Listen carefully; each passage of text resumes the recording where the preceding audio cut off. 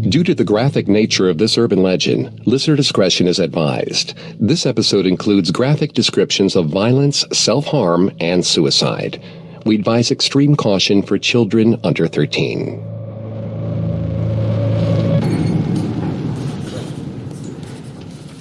You are crushing this exam, absolutely crushing it. Epistolary literature of the long 18th century will not know what hit it. You even have enough time to do a lap around the room with your eyes. Get a moment to gloat. Your gaze roves across the walls of the portrait gallery. A funny place to take a test, but it is tradition. Your gaze falls on a strange painting. A frozen landscape, a wrecked ship, two polar bears tearing at the wreck's remains, broken wood, ripped cloth, and human remains. You lower your eyes, trying to shake the brutal image from your mind. But when you're able to concentrate again, you realize you don't know the answer to the next question. Or the next. Or the next. The bears are watching you, their dark gaze following every little bit of movement. It can't be real. You know it can't be. You begin to write feverishly, your handwriting jagged, like blood-stained claws. One long sentence, vital and true. Your hands itch, slick with sweat. Not sweat, blood. The pencil breaks, but the sentence isn't done. You dip the snapped graphite into the red pool and finish with a flourish. Your elbows slide on the desk. The pencil slips from your hand, straight into your eye.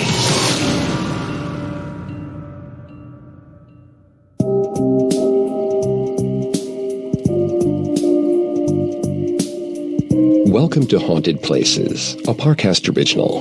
I'm Greg Polson. Today's episode is part of our Urban Legends series.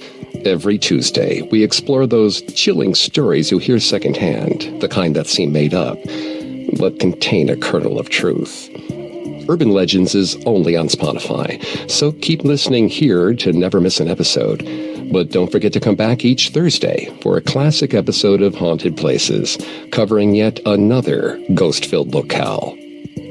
You can find episodes of Haunted Places and all other Parcast originals for free on Spotify. To stream Haunted Places for free on Spotify, just open the app and type Haunted Places in the search bar. At Parcast, we're grateful for you, our listeners. You allow us to do what we love. Let us know how we're doing. Reach out on Facebook and Instagram at Parcast, and Twitter at Parcast Network. Today, we're examining an urban legend from the land of academia. Royal Holloway, University of London, is home to many impressive works of art, but none are as memorable as Edwin Lanseer's Man Proposes, God Disposes, a painting so disturbing that it's rumored to cause students to fail exams or even kill themselves due to its violent subject matter. The story of the cursed painting is the perfect convergence of academic anxiety, superstition, and the trauma British imperialism leaves behind.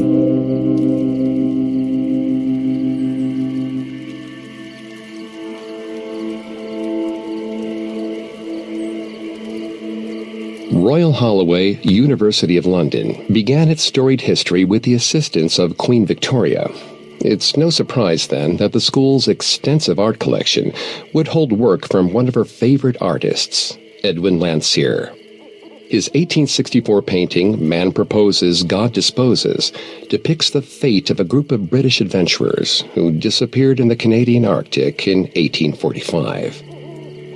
Lanseer's hypothetical scene shows two polar bears scavenging the wreckage of the expedition's two ships, the HMS Erebus and the HMS Terror. The bear on the right side of the frame can be seen picking a human rib cage clean, relishing every bite. The painting's name is a translation of a 15th century Christian devotional text, literally meaning, men plan, but God decides. The hungry polar bears are a disturbing image, to say the least. and students at Royal Holloway have insisted that it be covered at exam time for over 50 years in order to prevent a kind of academic distraction. Some claim that the painting had the ability to hypnotize a student so completely that they never put pencil to paper. But somewhere along the way, a darker story took root. There were whispers of a student who lost touch with reality and killed themselves after entering a trance while looking at the painting. The cause of death and the gender of the victim vary, but the suicide is usually gory. The most common version of the tale is a young man who stabs himself through the eye with a pencil, leaving behind a suicide note written in his own blood. The superstition and accompanying urban legend suggest that Royal Holloway's modern-day students experienced similar feelings to the Victorians who viewed Man Proposes, God Disposes for the first time in 1864, namely poetry, pathos, and terror.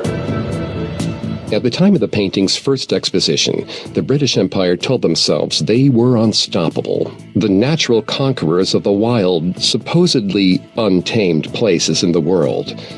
But the tragic story behind the carnage reveals a truth even the staunchest Queen's man was beginning to realize. Empire has limits, and even the most heroic of adventurers are kept safe not just by their own competence, but by nature's mercy.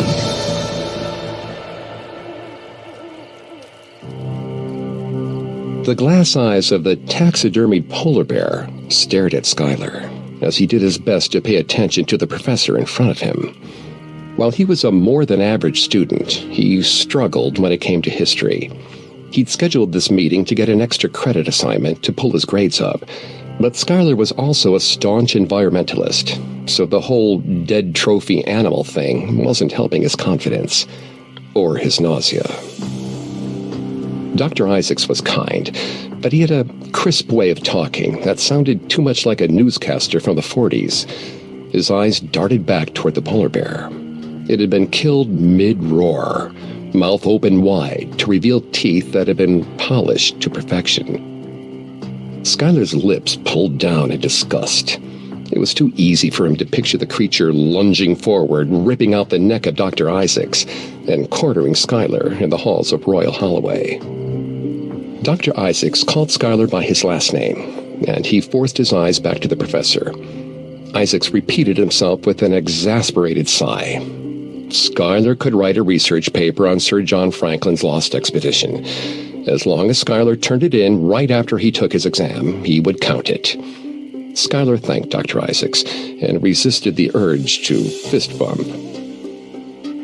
Dr. Isaacs' smile was oddly serene as he gestured to the dead polar bear that kept fighting for Schuyler's attention. The professor explained that the bear actually had more in common with his assignment than met the eye. Schuyler wanted to leave, but he nodded politely and made a vague sound of interest. He would have much preferred a jungle adventure over a winter wonderland. He didn't like thinking about polar bears floating, lost on ice floes. Licking his lips, Dr. Isaacs pulled a large art book from the shelf behind him. The Collected Works of Edwin Lanseer. He found the page he wanted with ease and held it out to Schuyler. He leaned forward in his chair. More polar bears. A long wooden pole bisected the frame on a diagonal, likely part of a ship's mast. One of the bears seemed to almost be laughing as it stood over a human rib cage. Schuyler struggled to tear his gaze away from the scene. Nature's revenge. Dr. Isaacs told him to take the book home for reference. It was, after all, depicting the voyage that Schuyler would be writing about. A painting that could be found on this very campus. In fact, its home, the portrait gallery, was where they'd be taking their exam tomorrow. Yay, Schuyler thought. Still, he wrapped his arms around the book, holding it to his chest as he left the mahogany-tinged office for the bright sunshine of Founders Square. He decided it would be best to take a look at the original painting before starting in on the essay.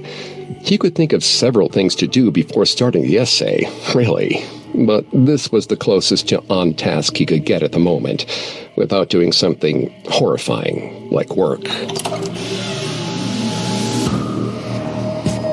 He wasn't sure how he'd never noticed it before, hanging in the gallery with the rest of the Holloway collection highlights. It was huge, 8 feet wide by 3 feet tall, making it almost panoramic. He studied the picture closely. Jagged glaciers jutted out of the foreground and background. A light glowed over one of the glaciers in the distance, but Schuyler couldn't tell if it was supposed to be the sun or the moon. A pole that had perhaps once been a ship's mast rested on top of one of the glaciers, looking more like a spear than a piece of wreckage. One of the bears sat on the right corner of the canvas, its face lifted up to the hazy sky, teeth bared. The other sat several inches off of left center, the paws dug into a glacier to brace, while its teeth pulled at a piece of red fabric, so taut and frayed it suggested blood or viscera.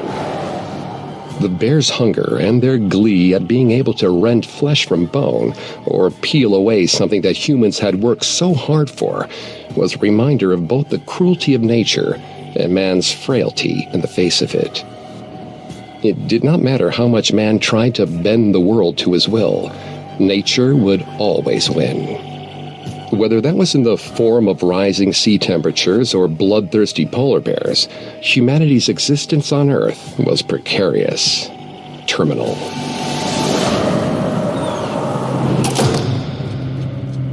Schuyler headed out to the green again, shivering, even though the spring sun was blazing into his back.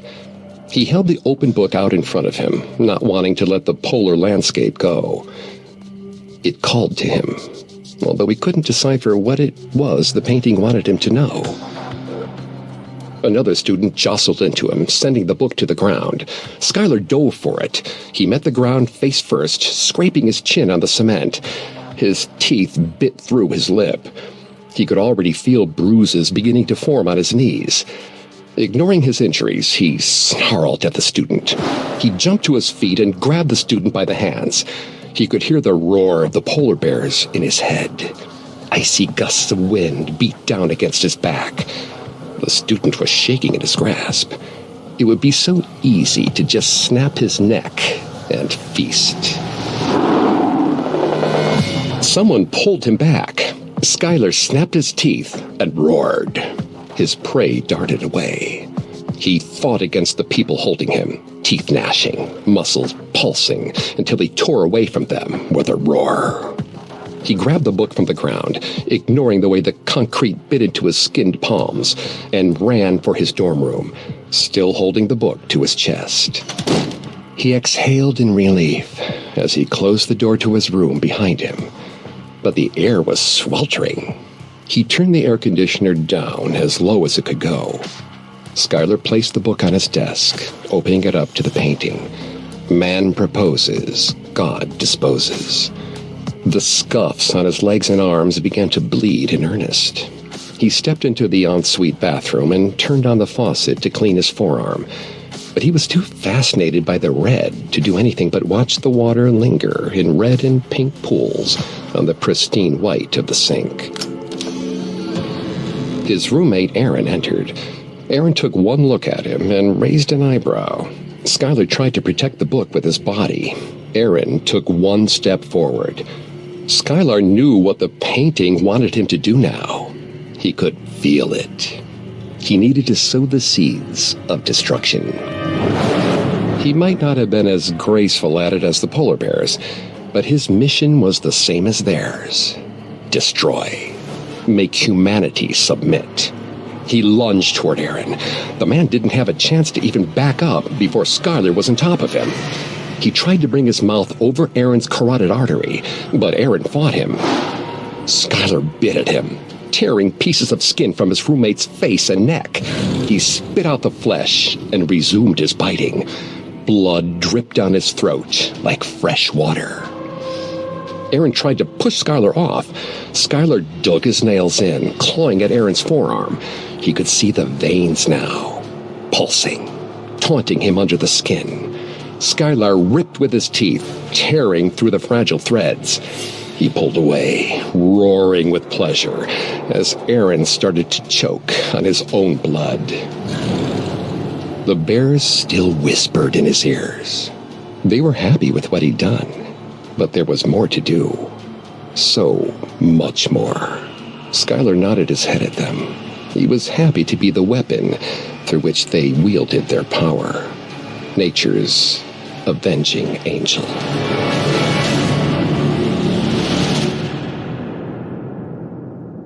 Coming up, Skylar learns the real meaning of feral. Now back to the story.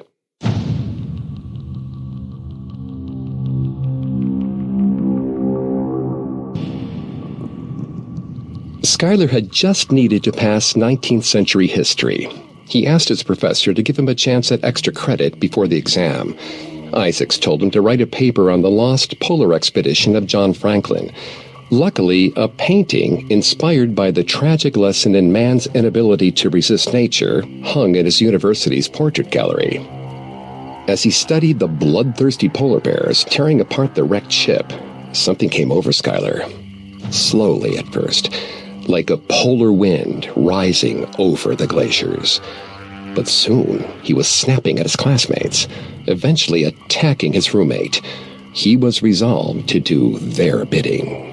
To rip, to tear, and to kill.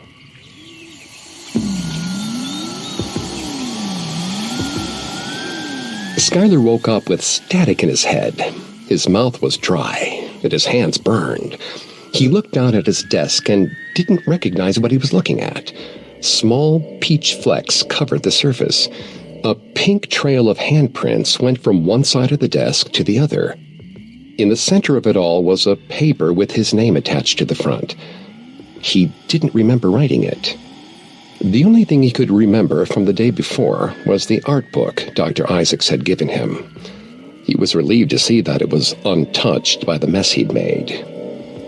He checked his smartwatch. He was late for his exam. Skylar scrambled to shove the paper and book into his backpack. He shoved his feet into a pair of sneakers and started for the door. His foot caught on something. Skylar glanced down. The sallow corpse of his roommate, Aaron, lay on the floor. He should do something about that. But he was already running behind, and this was his last chance for extra credit. He needed to pass to continue his work. Their work. And Aaron couldn't be helped now. He had challenged nature and lost. Skylar muttered a quick, sorry, and stepped over the body, locked the door, and rushed toward class. He started to notice a soft roar in his ears. The sound was far off, but it was there. Calling. Waiting. Skylar tried to duck into the portrait gallery, but every student was hunched over their tests already. He took a seat and waited to be handed something. Dr. Isaacs approached and informed him he'd missed his opportunity to sit for the exam. Skylar wanted to lunge at the man, but something told him he was better off waiting. So he nodded his head and pulled out both his assignment and the art book. He set them on the desk and reached to open the book. Isaacs grasped the book before he could. Skylar bared his teeth. If he couldn't participate, the least the horrible man could do was to let him hold it a little longer. The professor retreated, muttering something about calling security. Skylar looked up to where the original painting should be, but it was covered by a cloth. An ugly old thing. Skylar rushed forward and yanked the fabric away. It floated to the ground as if blown by snow. He looked up at the massive painting, feeling soothed. A crisp wind touched his face. The roar of the polar bears echoed in his ears. He laid himself prostrate in front of them. The bears shook their heads at him dismissively. He needed to do something to get their attention. Skylar reached into the painting to grab the wooden beam between them. It felt softer in his hands, the coarse wood almost silken, thanks to time and polar air. He hoisted it up, They gasped in surprise, gnashing their teeth and clasping their paws together. He tried to throw it out of their way, but the weight was too much. Skylar pulled harder. Although their mouths were closed, Skylar heard the roar in his ears. He used it to strengthen him, pulling harder and harder until it finally gave. He pulled back, then threw it toward the ocean with all his might. It splashed and sank into the icy waters below. When he looked down, there were dark strands of hair clumped in his hands. He looked around the deserted ice floe. There was nothing but glaciers and the scattered remains of his crew. His vision shifted, the cold giving way to the hum of an old air conditioner. Desks. Faded green carpet. He didn't know where he was. Skylar dropped the hair from his hands. A girl was curled in a ball on the floor. She rocked back and forth, covering her head with her hands. Pieces of the night came flooding back to him, lunging for a random student, killing Aaron, painting his skin with blood, his allegiance to the Bears. Skylar began to apologize, but paws dug into his shoulders. He swallowed whatever he'd been prepared to say. He grabbed a lock of her hair and pulled. Several people melted away from the wallpaper, coming to her aid. They told him to stop. They called him a monster. He smiled at them. Yes, humans always viewed other animals as monstrous, and he was no longer a human. He was something much better. Dr. Isaacs called campus security. Skylar turned his eyes back toward the painting, looking for guidance. He punched the front glass of the etching beside it. His fingers closed around the largest piece of jagged glass. Blood dribbled down his fingertips, but his hands did not hurt. They were transforming slowly, growing fur over his skin, hardy against the ice and the gold. He brought the glass up to Dr. Isaac's neck. The Bears borrowed his voice to tell the teacher that this was what always happened to humans. They took and they took until nature was forced to step in to end things.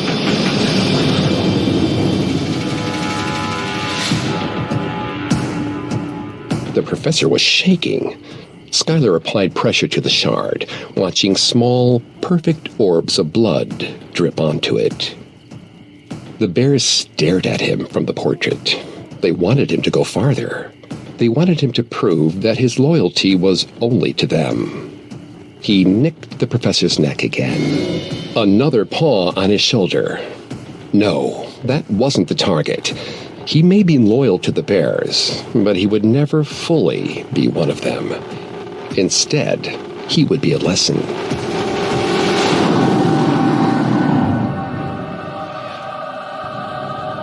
The bear crawled out of the portrait and pulled the shard from Skylar's hand. In one fluid motion, he stabbed it into Skylar's ear. The world went silent. He stumbled to his side, hitting a vacant patch of wall as the pain in his head exploded. Skylar blinked rapidly, trying to stay awake.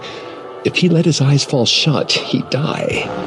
The glass withdrew from his ear. He looked up, but the polar bears were gone. It was his own hand that was clutching the glass. He didn't feel in control of it. The hand came back toward his ear, and Skylar tried to jerk away from it. He twisted his head back and forth, calling for someone to help him. No one moved. He tried to will his body to stop, but the jagged pain only grew. A stack of papers fluttered to the floor. His report on the expedition. Something told him this was the only thing that mattered now. Maybe it could save him. He couldn't focus his eyes enough to read well, but the words looked familiar. In a large, blood-red font, he'd written something that wasn't an essay. Crawling forward on shaking hands, Skylar pushed toward the papers. his vision held just long enough to read the letters. The polar bears made me do it.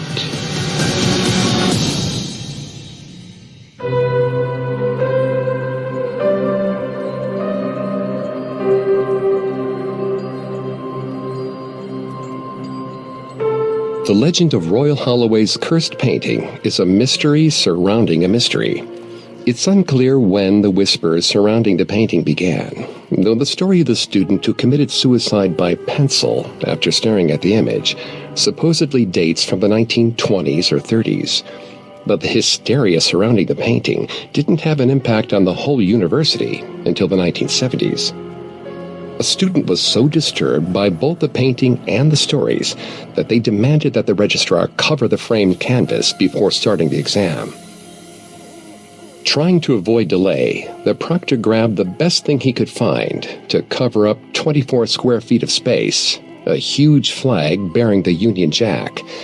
It is now tradition to use the same flag to cover the painting during all Royal Holloway exams. The painting itself, Edwin Lanseer's Man Proposes, God Disposes, depicts the potential fate of the last expedition led by Captain Sir John Franklin as he attempted to discover a Northwest Passage, a sea route through the Canadian Arctic that would allow ships to pass from the Atlantic to the Pacific Ocean. Franklin was an experienced explorer. He had led 3 Arctic expeditions before agreeing to chart the remaining approximately 500 kilometers or 311 miles of unexplored Canadian coastline using 2 ships, the Terror and the Erebus. The last time Franklin or any of his men were seen by Europeans was in July 1845. The expedition became trapped in ice off King William Island in fall 1846. Franklin died in 1847. With the ice still intact. His men buried him and decided to abandon the Terror and Erebus to walk toward the Canadian mainland.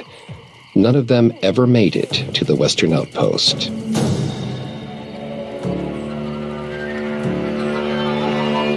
We only know this because Sir Franklin's wife, Lady Jane Franklin, led a public crusade demanding that the British Admiralty search for her husband.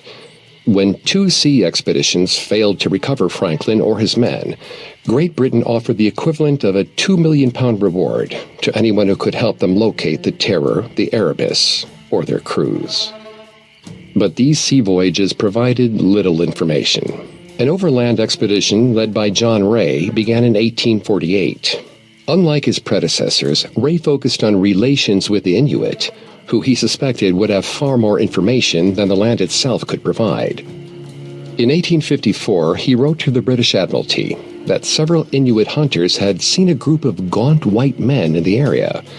The hunters showed him objects they'd collected from members of the Franklin expedition and told him they had found remains with human teeth marks, suggesting at least one group of survivors resorted to cannibalism. Ray was able to claim the reward because he returned with some of Franklin's property, but Lady Franklin did not take kindly to the accusation of cannibalism. While she may have been focusing on protecting her husband's legacy and name, the way she and her supporters discredited Ray heavily focused on the supposedly unreliable nature of the First Nations witnesses. Some even suggested that it was the Inuit, and not nature and poor planning, that harmed the British explorers. Edwin Lanseer unveiled his cynical take on the outcome of Franklin's expedition in 1864, a brutal scene that put the blame for the mission's failure squarely on nature and hubris. Lady Franklin called the work offensive, but the British press lauded its epic quality and tragic grandeur. It was bought by Thomas Holloway in 1881 and has been in the Royal Holloway's possession ever since.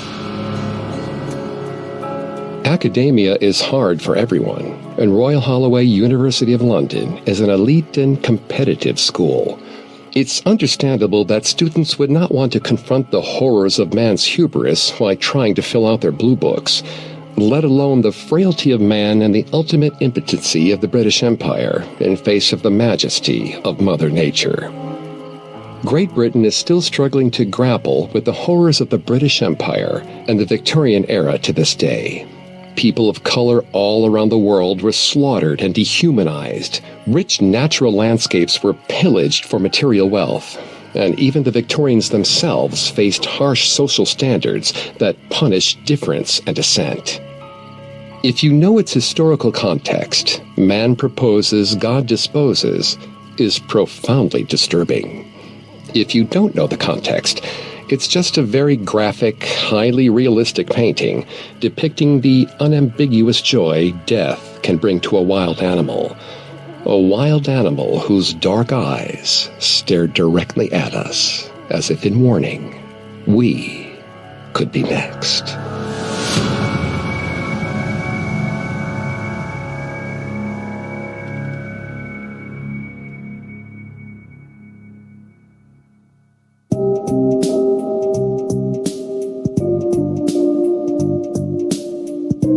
Thanks again for tuning into Haunted Places. We'll be back on Thursday with a new episode. And don't forget to come back on Tuesday for our Urban Legends series, available only on Spotify. You can find more episodes of Haunted Places and all other podcast originals for free on Spotify. Not only does Spotify already have all of your favorite music, but now Spotify is making it easy for you to enjoy all of your favorite podcast originals, like Haunted Places, for free, from your phone, desktop, or smart speaker. To stream Haunted Places on Spotify, just open the app and type Haunted Places in the search bar. And don't forget to follow us on Facebook and Instagram at Parcast, and Twitter at Parcast Network. Until next time, don't believe some of the things you hear. Believe all of them. Haunted Places was created by Max Cutler and is a Parcast Studios original. Executive producers include Max and Ron Cutler. Sound design by Brian Golub, with production assistance by Ron Shapiro, Carly Madden, and Aaron Larson. This episode of Haunted Places was written by Lil D. Ritter and Jennifer Richey, with writing assistance by Greg Castro. I'm Greg Polson.